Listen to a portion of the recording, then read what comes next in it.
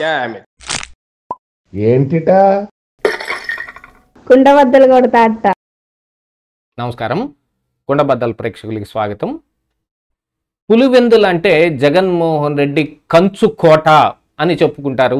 అసలు కడప వైఎస్ ఫ్యామిలీకి పెట్టని కోట లాంటిది అనేది ఈ రోజున ఒక జెడ్పీటీసీ ఎన్నికతోటి అది మొత్తం పటాపంచలైపోయింది. ఈ పులివెందుల్లో జరిగిన జెడ్పీటీసీ ఎన్నికల్లో వైసీపీ అభ్యర్థికి కేవలం 685 ఓట్లే ఎందుకు వచ్చాయి? టీడీపీ అభ్యర్థి సాధించిన మెజారిటీలో 10% ఓట్లు మాత్రమే ఇతను సాధించాడు అని అంటే ఇక అది ఏం పెట్టిన కోట వాళ్ళకి?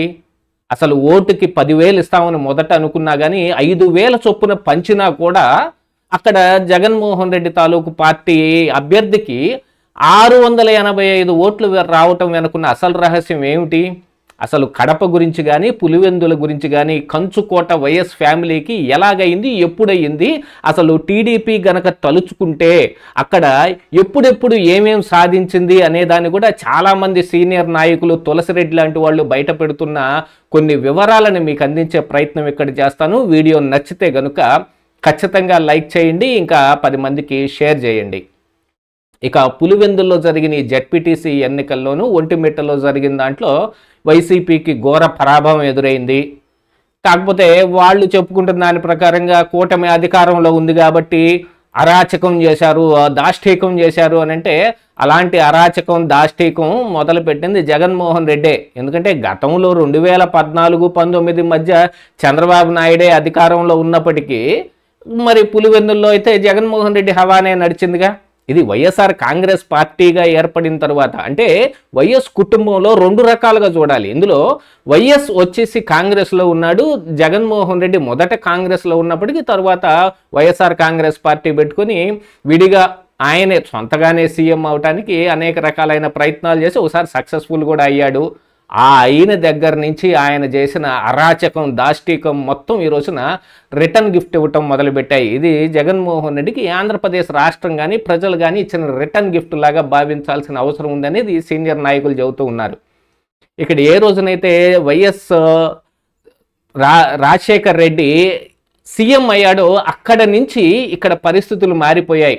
దాదాపుగా ఇప్పుడు పులివెందుల్లో ఈ జెడ్పీటీసీ ఎన్నిక 30 సంవత్సరాల కిందట ఎన్నికలు జరిగాయి తప్ప అక్కడి నుంచి మొత్తం ఇక్కడ యునానిమస్గానే ఎన్నుకోవటం జరుగుతుంది.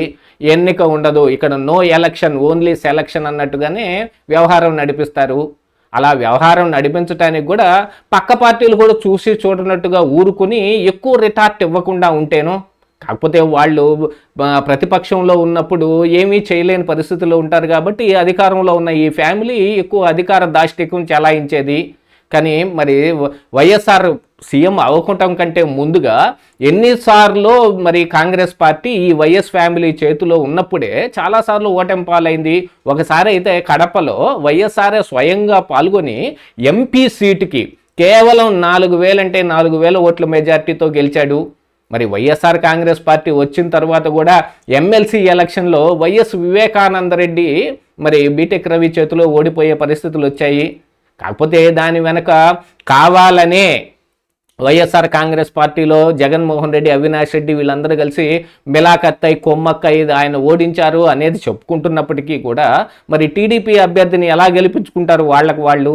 అంటే సజావుగా ఎన్నిక జరిగితే ఇక్కడ పోటాపోటీగానే ఉంటుంది. ఇదేమి వాళ్ళకి రాసి గుత్తాధిపత్యంగా రాసి ఇచ్చిన కంచుకోట ఏం కాదు అనేది తులసిరెడ్డి వాళ్ళు లాంటి వాదన.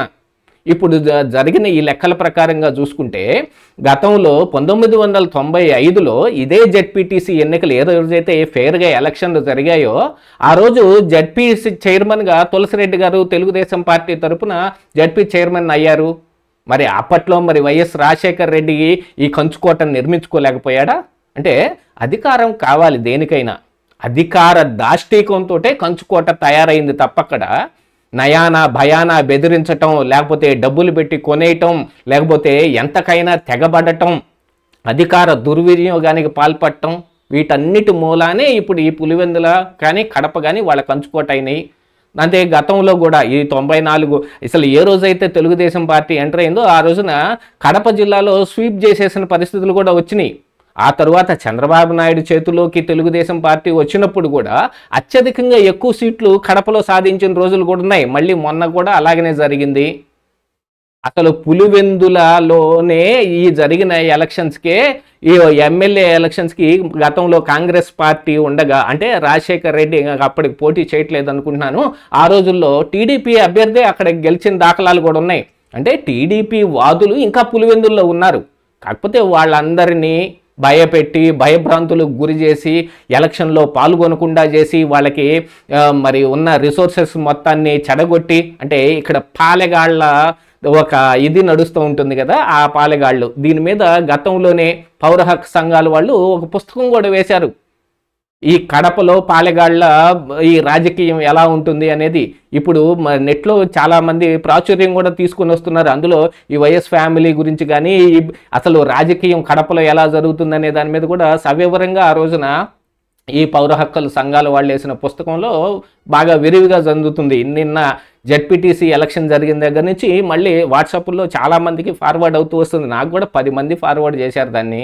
కాకపోతే గతంలోనే మా నాన్న అలాంటి పుస్తకాలన్నీ సేకరించి ఉన్నాడు కాబట్టి నేను అవి ముందుగానే చదివి ఉన్నాను.